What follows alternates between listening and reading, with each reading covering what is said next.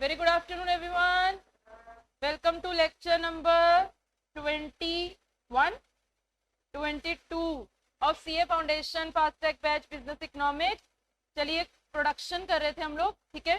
पहले ना एक स्केड्यूल ही लिखती हूँ, उससे ही सारी टर्म्स को समझेंगे आप, okay. TP, MP and AP और जो भी हमारा लॉ है वो स्केड्यूल से ही क्लियर हो जाएगा। You have units of fixed factor, हम ऑब्वियसली शॉर्ट रन पढ़ रहे हैं, ठीक है। शॉर्ट रन में फिक्स फैक्टर क्या होता है? कांस्टेंट होता है। And you have variable factor, variable factor change होता है, ओके, ठीक, क्योंकि हम शॉर्ट रन पढ़ रहे हैं। It is not very short, very short में तो दोनों ही फिक्स रहते हैं, ओके मैम। देन अब हमारे पास जो अगली टर्म आने वाली है that is TP. TP is known as total production, okay.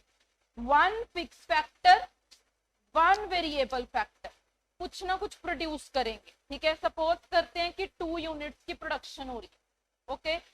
Then fix factor will remain constant, okay. Variable factor बढ़ेगा, क्लियर, प्रोडक्शन उसी के अकॉर्डिंग बढ़ेगी। तो इसमें हम मान के चलते हैं कि प्रोडक्शन इतनी हो गई है, जो स्केड्यूल आपकी बुक्स में है मैं वही लिख रही हूँ, ठीक है। देन दिस इज, एक और वेरिएबल फैक्टर बढ़ा 9, clear. This will remain same, बढ़ेगा कौन सा फैक्टर? Only variable factor. तो 4, 5, 6, यहाँ पे पहले बढ़ा 3, 4, 12, 14, 15, again 15 I think so, then it is 14, okay. इतने से बहुत है, आप समझ जाओ, ठीक है। पहले तो टीपी का मतलब थोड़ा थोड़ा मैंने कल बताया था कि क्या होता है। टोटल प्रोडक्शन का मतलब एक फिक्स्ड फैक्टर के ऊपर जब वेरिएबल फैक्टर्स लग जाते हैं तो वो मिलके टोटल कितना प्रोड्यूस कर रहे हैं, ठीक है। सपोज करो आप 2 यूनिट्स के सामने 5 लिख रहे हो।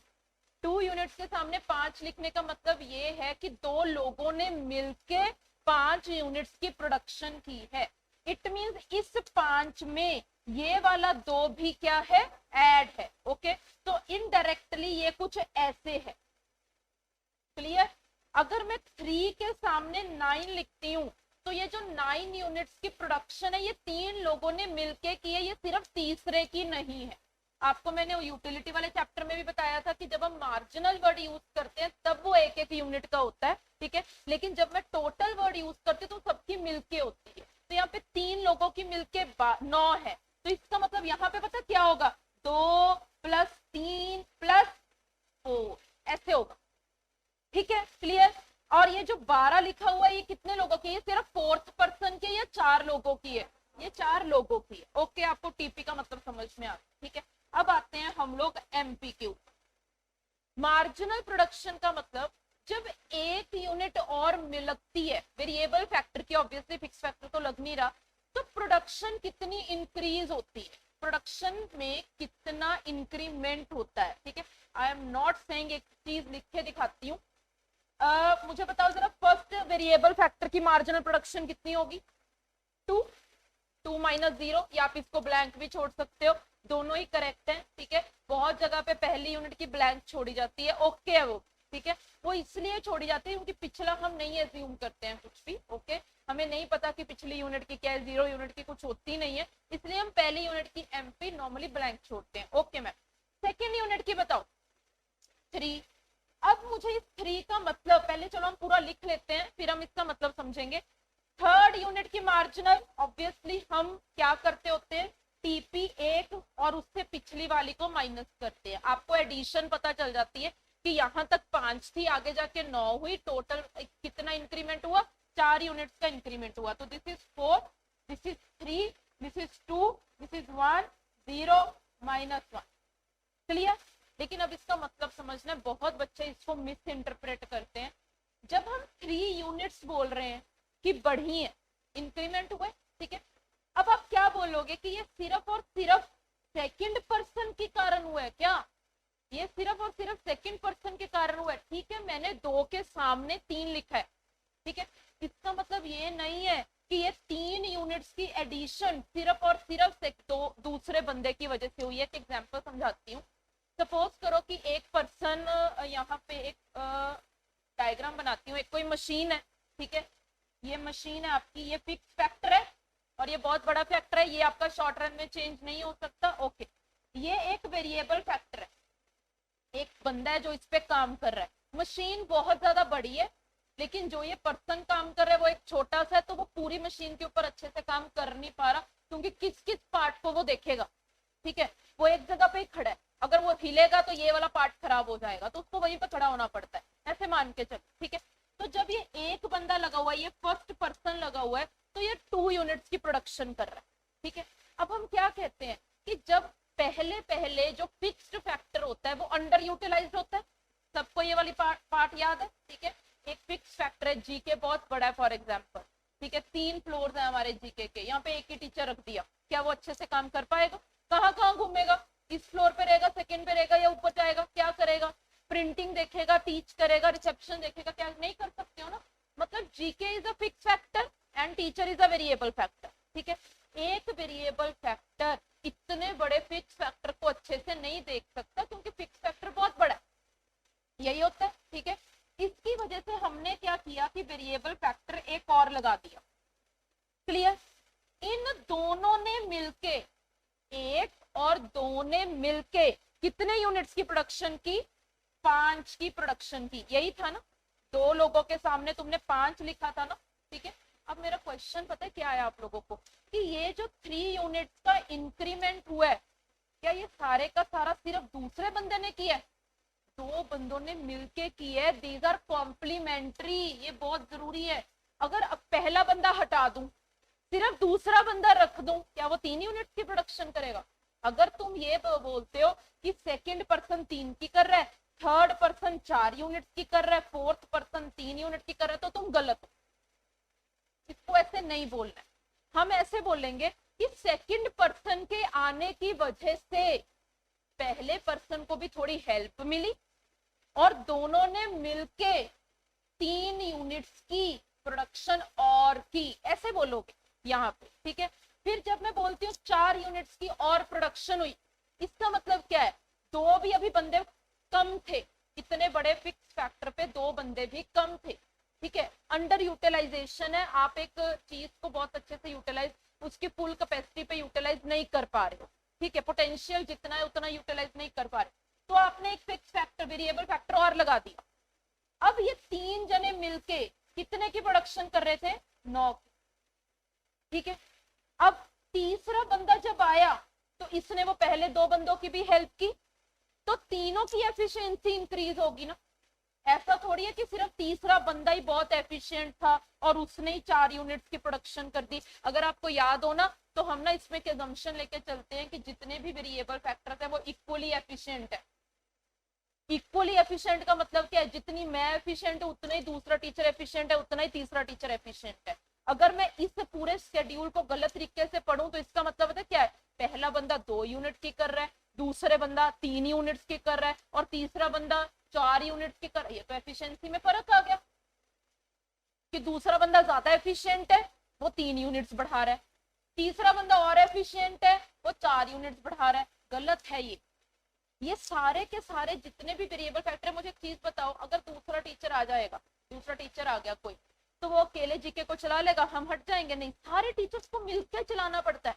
एक भी सब्जेक्ट खराब हुआ तो ओवरऑल परफॉर्मेंस खराब होगी। हम सब एक दूसरे के कॉम्प्लीमेंट्री है, वी आर नॉट सब्स्टिट्यूट्स। हम ये नहीं बोल सकते कि एक टीचर है, दूसरे को ले आओ, एक को हटा दो, दूसरा काम कर जाएगा, फिर दूसरे को हटा दो, तीसरा काम कर जाएगा। नहीं, तीनों को इकट्ठे मिलके काम करना पड़ेगा, तब एफिशिएंसी इंक्रीज होगी, तब हम बच्चों की स्ट्रेंथ बढ़ा सकते हैं।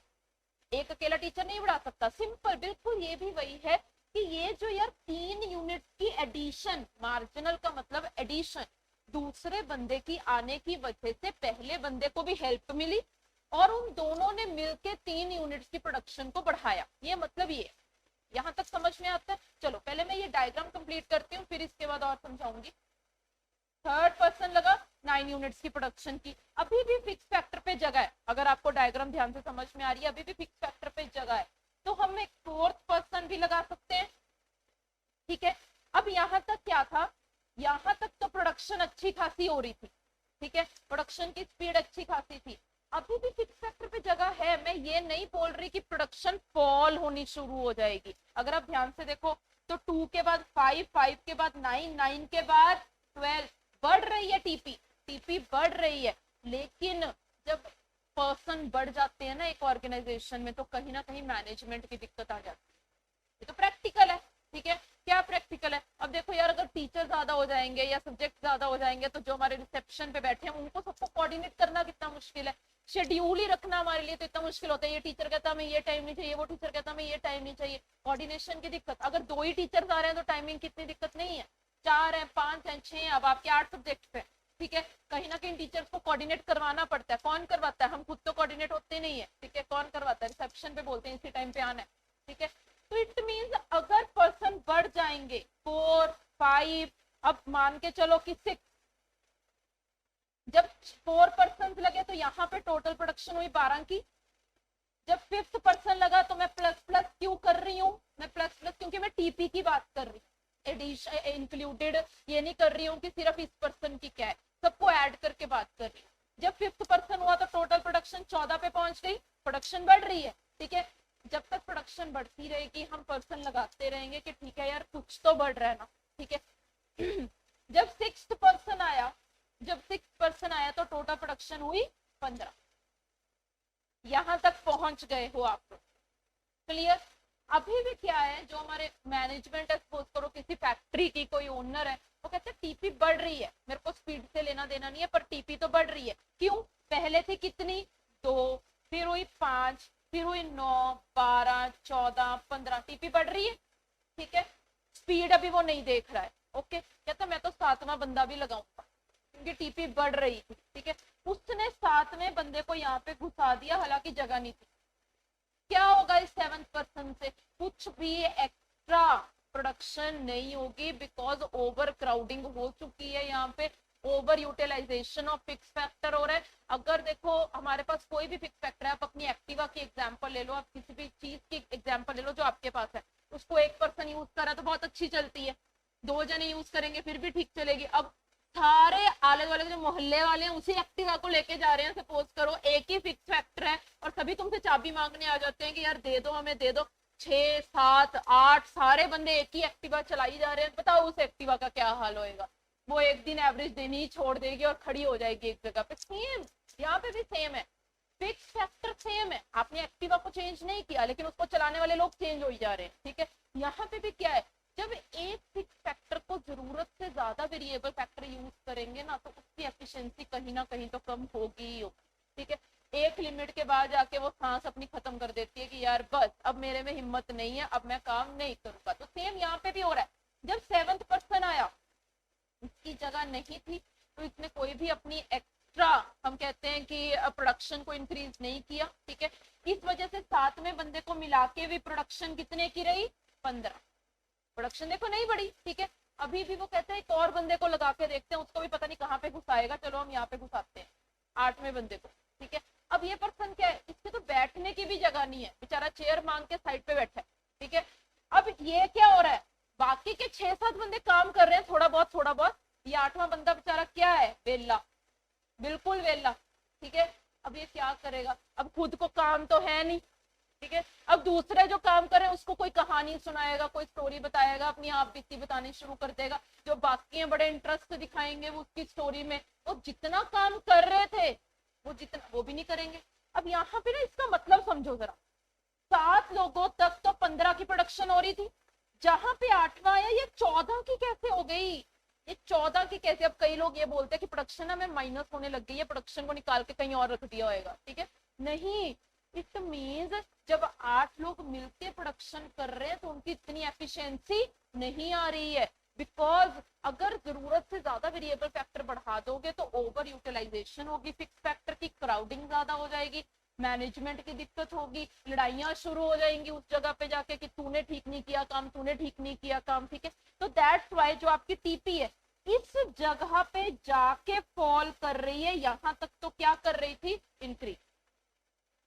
क्लियर हुआ क्या बात कर रहे हैं? बिल्कुल सेम मार्जिनल पे भी यही है, जब तक देखो मार्जिनल बढ़ रही है, आपको वो एग्जांपल याद होनी चाहिए, मार्जिनल की स्पीड नहीं देखनी, मार्जिनल देखना है कि पॉजिटिव है या नेगेटिव है। जब तक मार्जिनल पॉजिटिव है, कुछ ना कुछ आ रहा है, मत देखो कम आ रहा है ज्यादा आ रहा है, जब तक कुछ ना कुछ आ रहा है टीपी कैसी रहेगी? इंक्रीज, तब तक टीपी बढ़ेगी। वो याद है ना, वो रिश्तेदार वाली एग्जाम्पल में हर बच्चे को वही देती हूँ, उसे समझ में आ जाता है, ठीक है। पैसे तो आ रहे हैं ना, कम आ रहे हैं चाहे, तो टोटल पैसे तो बढ़ेंगे ना। ये मत देखो कि कम बढ़ रहे हैं या ज्यादा बढ़ रहे हैं, तुम ये देखो कि टीपी तो बढ़ेगी। क्यों? क्योंकि एमपी क्या था? पॉजिटिव था।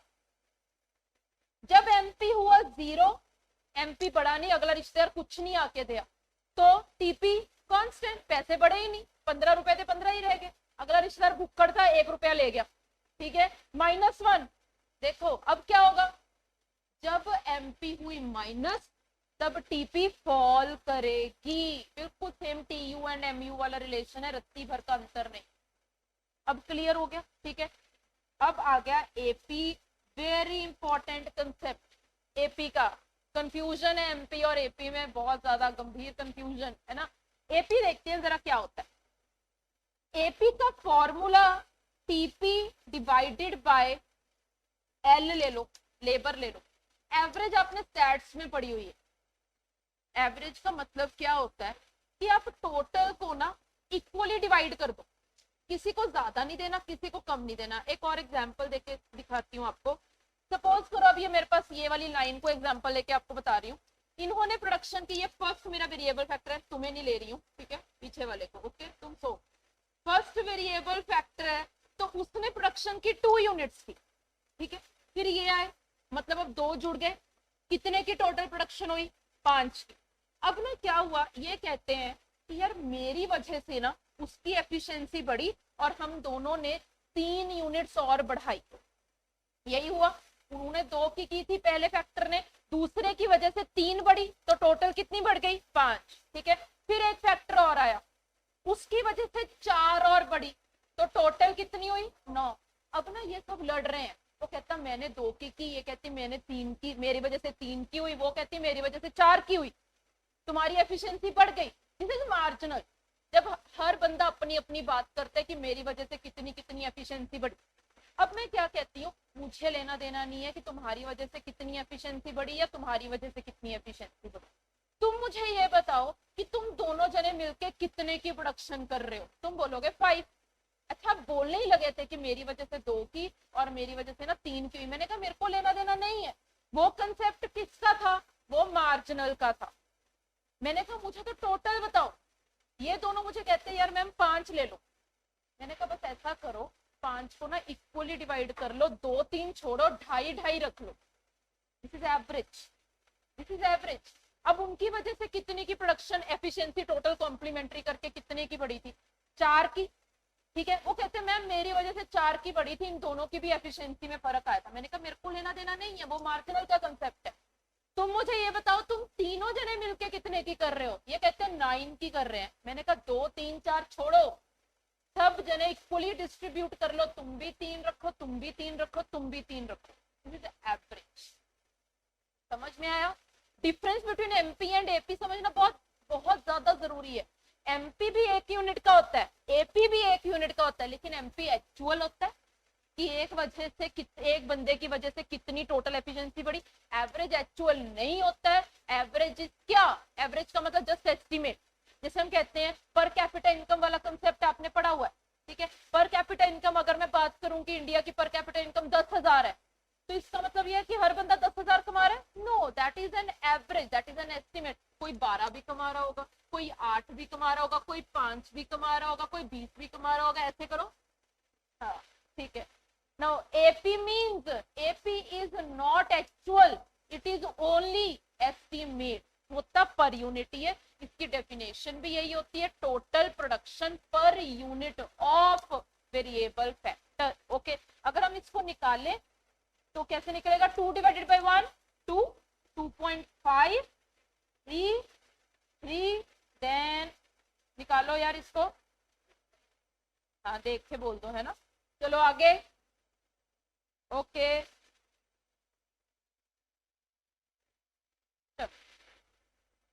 जितना भी है, ठीक है। अब इसका मतलब आप समझो जरा, ये जो 2 है इसका मतलब पता है क्या है कि एक पर्सन 2 यूनिट की कर रहा है। जब मैं 2 के सामने 2.5 लिखती हूँ तो इसका मतलब ये है कि दोनों जने ऑन एन एवरेज 2.5 कर रहे होंगे। एक्चुअल 2.5 नहीं था, एक की वजह से 2 था, एक की वजह से 3 था, लेकिन ऑन एन एवरेज हम 2.5 ले रहे हैं। दिस इज योर एपी का शेड्यूल। समझ में आया? इसके फॉर्मूलेज मैंने हालांकि कल तुम्हें बता दिए थे, लेकिन मैं फिर भी बता देती हूँ दोबारा। टीपी का formula is summation of MP, हम कर चुके हैं एमयू में, ठीक है, कि आपको जब भी किसी भी यूनिट तक की टीपी चाहिए होती है तो आप उस यूनिट तक का क्या ऐड अप कर देते हो, मार्जिनल ऐड अप कर देते हो। इसका फॉर्मूला बताओ, TP N minus divide by, कल बताया था, ये कब यूज होता है, जब सक्सेसिव यूनिट ना हो, जब फर्क हो, जितना भी गैप है यूनिट्स में उतने से डिवाइड कर दोगे, सिंपल है। ओके मैम, इसका formula TP divided by L ले लो, एन ले लो, कुछ भी ले लो, ठीक है, क्लियर हो गया। अब ये जो अभी हमने ना पूरा सब कुछ किया है, ये हमने एक तरीके से एक लॉ को कवर किया है, ठीक है। यहाँ पे यार बड़ा गंद मच गया, इसको थोड़ा और क्लियरली लिखना पड़ेगा आपको समझाने के लिए मेरे को। TP it was 2, 5, 9, 12, 14, 15, 15, 14, and then you have MP 2, 3, 4, 3, 2, 1, 0, -1, then you have AP, दोबारा बोलो, 2, बोलो यार, 2.8, 2.5, 2.1, 1.7, जितना भी, क्लियर। अब यहाँ पे ना एक चीज देखनी है, ये जो हमने अभी टीपी, एमपी और एपी का रिलेशन की है, ठीक है, कि शुरू में जो वेरिएबल फैक्टर होगा वो एक्स्ट्रा आपकी एडिशन करेगा, फिर एक जगह पे जाके जो आपकी एडिशन होगी वो होनी बंद हो जाएगी क्योंकि फिक्स फैक्टर पे जगह खत्म हो गई है, फिर एक लिमिट के बाद जाके जो पहले प्रोडक्शन हो रही थी वो भी कम हो जाएगी। दीज आर 3 स्टेजेस एक तरीके से, ठीक है। यहाँ तक तो जब तक आपकी, हाँ यहाँ पे ना थोड़ा सा फर्क है, अगर आपको थोड़ा ध्यान हो, जब तक टीपी इंक्रीज कर रही है एट, मुझे ये बताना जरा, यहाँ पे कितना टीपी में इंक्रीज आया, 3, यहाँ पे देन, ठीक है, फिर आया चलो 1, क्लियर। टीपी इंक्रीज कर रही है शुरू में इंक्रीजिंग रेट पे, यही हो रहा है, टीपी बढ़ रही है अच्छी स्पीड से। अच्छा, अच्छी स्पीड से क्यों बढ़ी टीपी, क्योंकि एमपी पॉजिटिव भी थी और बढ़ भी रही थी। फिर टीपी इंक्रीज कर रही है एट डिमिनिशिंग रेट, देन एक जगह पे जाके टीपी कांस्टेंट हो गई है एंड उसके बाद टीपी फॉल हो गई। ये आपके स्टेजेस, ठीक है। अब यहाँ पे आपको ये देखना है 3 स्टेजेस, +2 में ना कुछ और तरीके से किया था, वो वाला सिनेरियो याद नहीं रखना है, ये आईसीआई कुछ और सिनेरियो बताता है बच्चे। ये आपकी फर्स्ट स्टेज का जो एंड मांगता है वो मानता है जब एपी क्या होती है, मैक्सिमम, एपी मैक्सिमम। पहले आपको इसकी मैं डायग्राम ही दिखा दूं, ज्यादा क्लियरली समझ में आएगा।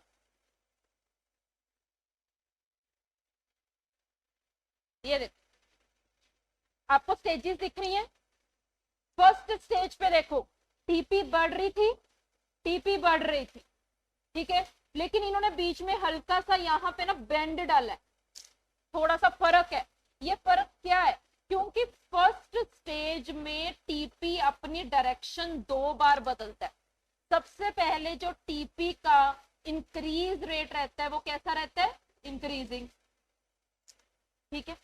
फिर टीपी इंक्रीज करता है एट डिमिनिश, ये दोनों के दोनों फर्स्ट स्टेज में ही कवर होते हैं। हालांकि आपने +2 में किया हुआ है कि जब टीपी फर्स्ट डिक्रीजिंग रेट पे स्टार्ट करती है ना तब फर्स्ट स्टेज खत्म हो जाती है, ये याद नहीं रखना है। जो यहाँ पे आईसीआई के मॉड्यूल में आपको वही चीज याद रखनी है। तो पहली स्टेज में TP increase at increasing rate also and TP increases at decreasing rate also. चलिए, अच्छा एमपी को क्या हो रहा है पहली स्टेज में, एमपी इंक्रीज भी कर रही है, हाईएस्ट भी हो गई है एंड एमपी फॉल भी करनी शुरू हो गई है। दिख रहा है आपको, हाईएस्ट भी हो गई एंड फॉल भी कर रही है। इसका मतलब तो हमें अगर फर्स्ट स्टेज को रिकॉग्नाइज करना है तो ना टीपी से कर पाएंगे ना एमपी से कर पाएंगे, क्योंकि इंक्रीज भी हो रही है फॉल भी हो रही है। तो फर्स्ट स्टेज को रिकॉग्नाइज करने का एक ही तरीका है कि एपी हाईएस्ट है। आपको दिख रहा है ये वाला point, AP highest, clear, okay ma'am. फिर उसके बाद जब आपकी सेकंड स्टेज है, सेकंड स्टेज का एंड दोनों तरीके से पता चल जाता है। आपको दिख रहा होगा टीपी मैक्सिमम है, इसके बाद टीपी फॉल कर रही है, ठीक है। यहाँ पे किस रेट पे टीपी इंक्रीज कर रही होगी? TP increases at decreasing rate and become maximum, बढ़ जाती है जितना उसे बढ़ना। क्लियर? एमपी क्या है? बिल्कुल सही, वाह, एमपी 0। देन अच्छा एपी को क्या है? अब एपी अब निकम्मी है, दूसरी और तीसरी स्टेज में फॉल ही करेगी क्योंकि मैक्सिमम हो चुकी है, ठीक है। आपने देखा था एपी हाईएस्ट यहीं पे हो गई थी, इसके बाद क्या होगा? फॉल। हाईएस्ट का मतलब क्या है? फॉल करेगी, तो एपी इज फॉलिंग। हो गया। थर्ड स्टेज यहीं पे लिख रही हूँ, क्लियर हो जाएगा आपको। थर्ड स्टेज में बहुत इजी है, बहुत ज्यादा इजी है थर्ड स्टेज। टीपी क्या हो रही है? फॉल। रेट की बात ही नहीं है क्योंकि इंक्रीज ही नहीं कर रही है, इंक्रीज के रेट लेते हैं हम लोग। अच्छा एमपी क्या कर रही है? ओके, एपी निकम्मी है, बात खत्म। हुआ क्लियर? ओके चलो अब इसको हम थोड़ा सा इधर देखते हैं, जो हमने स्केड्यूल कवर की है उसमें भी दिखा देती हूँ, और आपका लॉग कवर्ड। ये आपकी फर्स्ट स्टेज है, क्यों मैंने कैसे रिकॉग्नाइज किया? एपी। और अब आप यहां से देखो तो टीपी पहले इंक्रीजिंग रेट पे थी, 3 से बड़ी फिर 4 से बड़ी, एंड वो स्टार्ट कर चुकी है। कैसे?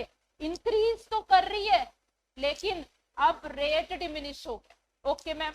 अच्छा एमपी इंक्रीज कर रही थी, हाईएस्ट भी हो गई थी, और यही लिखवाया मैंने आप लोगों को कि फॉल करनी भी स्टार्ट कर चुकी है। एंड एपी को क्या है? AP maximum. Okay ma'am, clear. चलो उसके बाद अब आपकी नेक्स्ट स्टेज यहाँ पे खत्म होती है।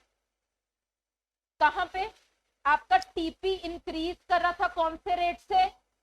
डिक्रीजिंग। और टीपी क्या हो गई? मैक्सिमम। एमपी क्या हो गई? 0। और एपी निकम्मी है, फॉल कर रही है। एपी का कोई बिहेवियर नहीं होता है, ठीक है। उसके बाद टीपी क्या करनी शुरू? फॉल। एमपी एंड एपी हो गया clear. Diagram is also clear, ठीक है।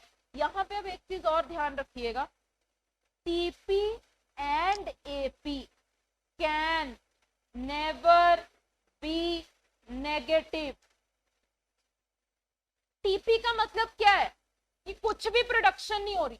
अरे यार अगर लोग काम कर रहे हैं तो 1 यूनिट 2 यूनिट कुछ तो प्रोडक्शन होएगी ना, तो टीपी तो 0 हो ही नहीं सकती है।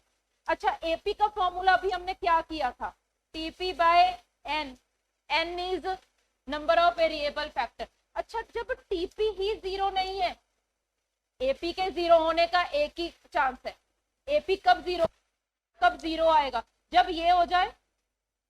डिनोमिनेटर की तो बात नहीं है ना, डिनोमिनेटर अगर 0 हो जाएगा तो इन्फिनाइट हो जाएगा। हम तो 0 की बात कर रहे हैं। ये एपी 0 कब होगा?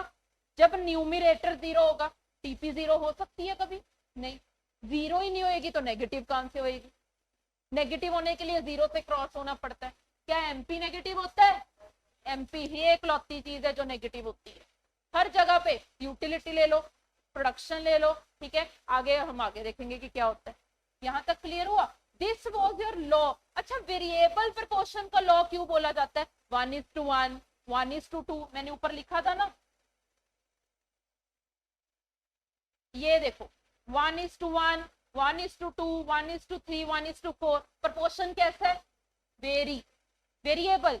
तो ये शॉर्ट रन का है and this is known as law of variable proportion. इसकी 3 स्टेजेस हैं। First stage is known as, पहली स्टेज को आप क्या बोलते हो? Law of increasing return. Second को डिमिनिशिंग रिटर्न, थर्ड को negative return. Now question arises, अब प्रोड्यूसर कोई भी है उसका फेज ऑफ ऑपरेशन क्या होगा? अब आपको सबको पता है मैम सेकंड, ठीक है। अच्छा कई बच्चे मुझे आंसर देते हैं मैम पहली स्टेज बड़ी अच्छी लग रही है क्योंकि इसमें हर चीज बढ़ रही है ना। अगर आप ध्यान दो तो टीपी भी बढ़ रही है, एमपी भी बढ़ रही है, ठीक है, माइनस में नहीं है, 0 नहीं है, कुछ नहीं है, एंड एपी भी बढ़ रही है। तो मैम फर्स्ट स्टेज रखते हैं। अब एक चीज बताओ, यहाँ पे मेरे रूम में सपोज करो बच्चों के बैठने की कैपेसिटी 50 की है, मतलब this room is a potential of 50। अब बच्चे बढ़ रहे हैं, पहले 20 है, फिर 30 है, फिर 40 है, ठीक है, बढ़ रहे हैं। तो मैं इस रूम को कब तक यूटिलाइज करूंगी, मैं कब तक यहाँ पे बच्चे बिठाती रहूंगी, ये बताओ, जब तक 50 ना हो जाए। जितना इस रूम का पोटेंशियल है मैं उतना तो यूज करूंगी ना। एक ये मशीन है जिसकी टोटल प्रोडक्शन की कैपेसिटी 15 है, उसका मैक्सिमम पोटेंशियल 15 है। जहां तक मैक्सिमम जा सकती है टीपी, वहां तक तो जाऊंगी ना यार। हाँ, टीपी फॉल होनी शुरू हो जाएगी फिर नहीं काम करूंगी। डायग्राम में देखें जरा,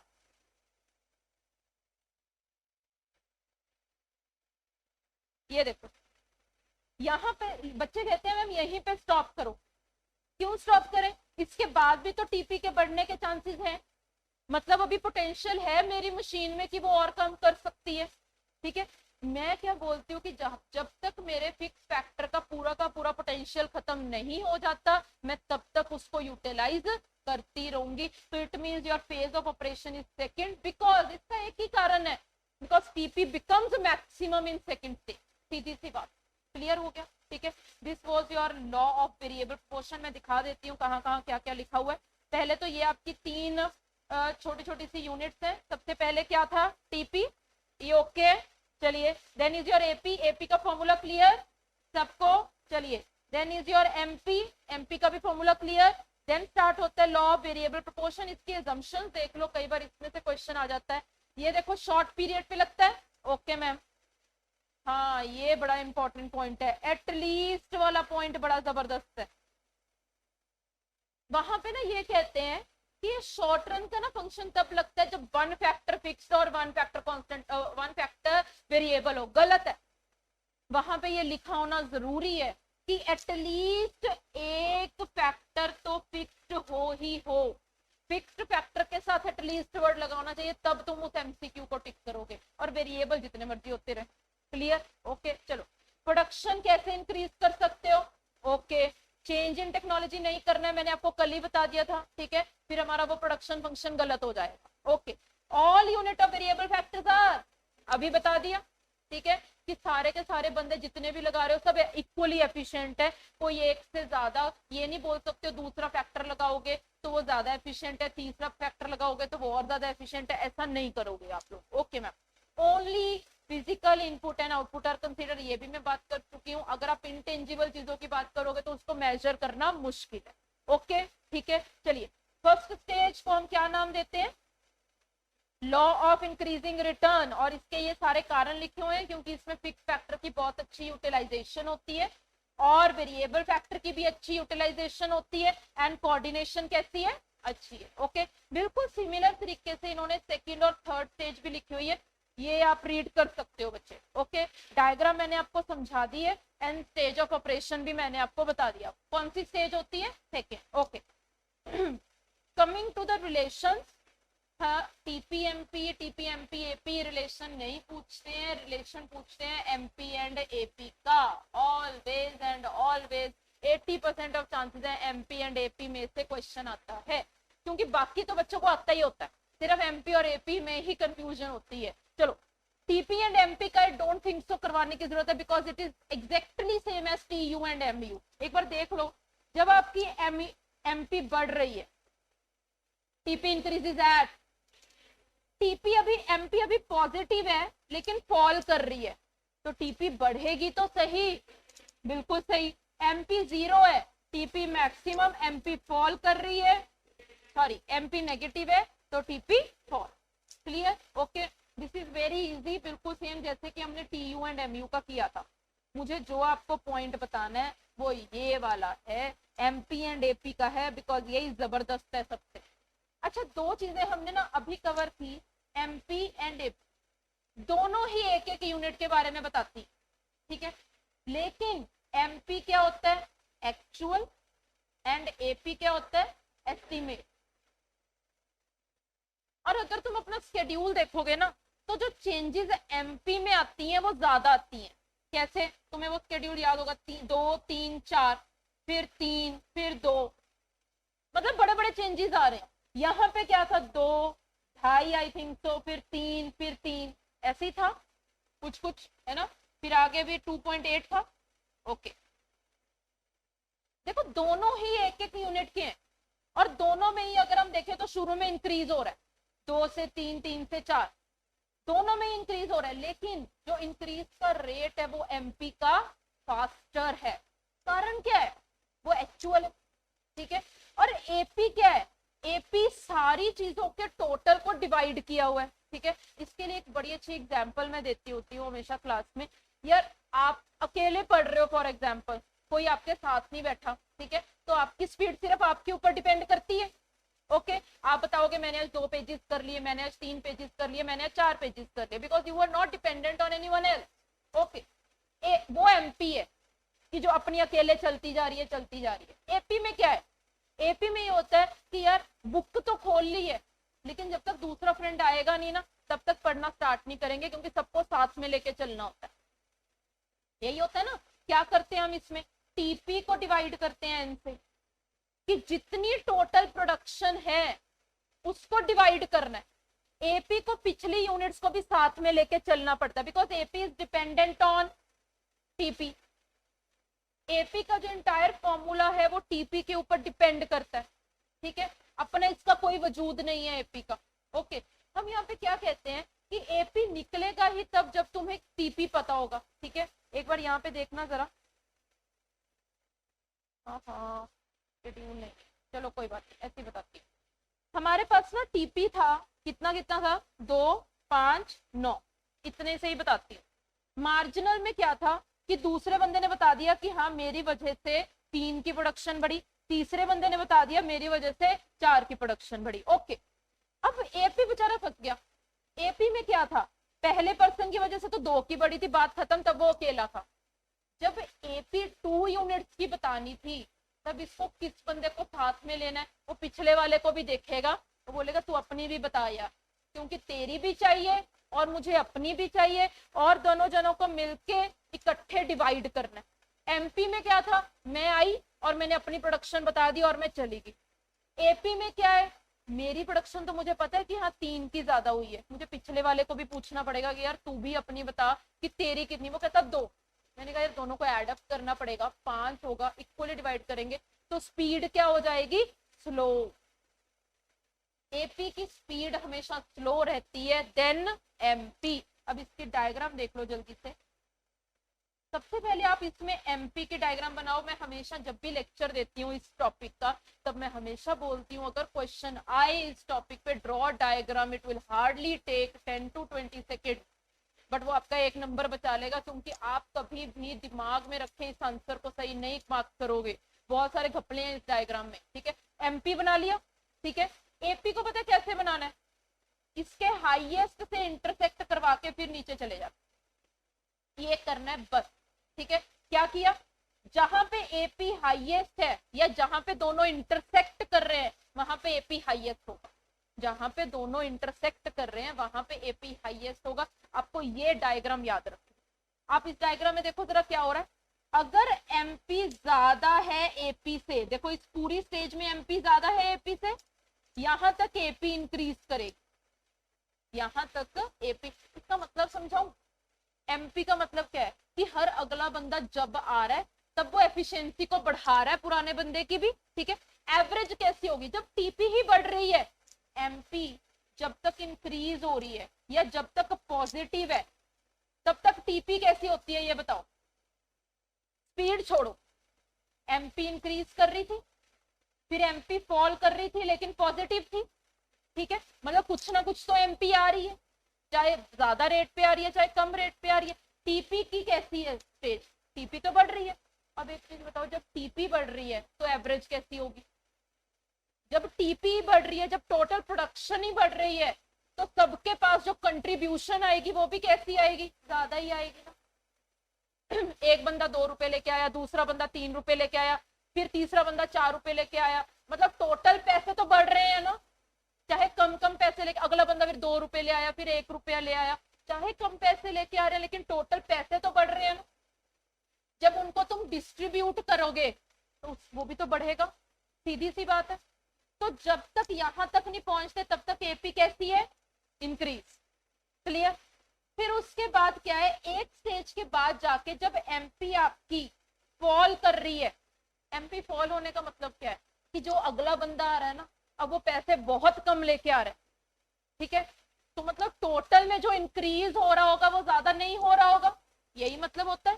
ठीक है, अगर एमपी फॉल कर रही है तो इसका मतलब टीपी कैसी है बताओ, ये है ना, एमपी फॉल कर रही है बट पॉजिटिव है, टीपी बताओ कैसी है, इंक्रीज एट, टीपी बढ़ रही है लेकिन रेट बहुत कम है। ठीक है, अगला बंदा बहुत कम पैसे लेके आ रहा है, तो टोटल पैसे की जो स्पीड है वो बहुत ज्यादा नहीं बढ़ रही है, तो सबके पास जो कंट्रीब्यूशन जाएगी वो कम जाएगी, तो एपी फॉल होनी शुरू हो गई। उसके बाद तो पता ही है एमपी नेगेटिव, अगला बंदा पैसे लेके तो क्या आने थे, हमारे पैसे भी लेके जाई जा रहे, तो बताओ एवरेज कैसी होगी। तो सिंपल सा मतलब है यहाँ पे, जब तक आपकी एपी ज्यादा है तब तक, सॉरी जब तक एमपी ज्यादा है एपी से तब तक क्या होगा, एपी बढ़ेगी। जब आपके ये दोनों इंटरसेक्ट कर गए एमपी एपी बराबर, तब वो एपी का, और जब आपकी एमपी नीचे है, कम है एपी से, तब एपी फॉल। ऐसे याद रखना है इसको। एक क्वेश्चन और वो वहां पे पूछते हैं कि यार एपी इंक्रीज कर रही है, इज इट नेसेसरी कि एमपी भी इंक्रीज कर रही होगी, गलत, एमपी इंक्रीज भी कर सकती है, एमपी फॉल भी कर सकती है। ठीक है, और कई बार वो एक क्वेश्चन और पूछते हैं, एपी इंक्रीज कर रही है, बताओ नीचे दिए हुए ऑप्शंस में से एमपी के लिए कौन सा सही ऑप्शन है। ठीक है, कई बार वो बताएंगे एमपी इंक्रीज, कई बार वो बोलेंगे एमपी फॉल, कई बार वो कुछ और बोलेंगे, आप बोलोगे none of the above, it is not clear, क्योंकि एमपी इंक्रीज भी करती है एंड एमपी फॉल भी करती है। आपको उस क्वेश्चन को बहुत ध्यान से पढ़ना है। ये समझ में आया?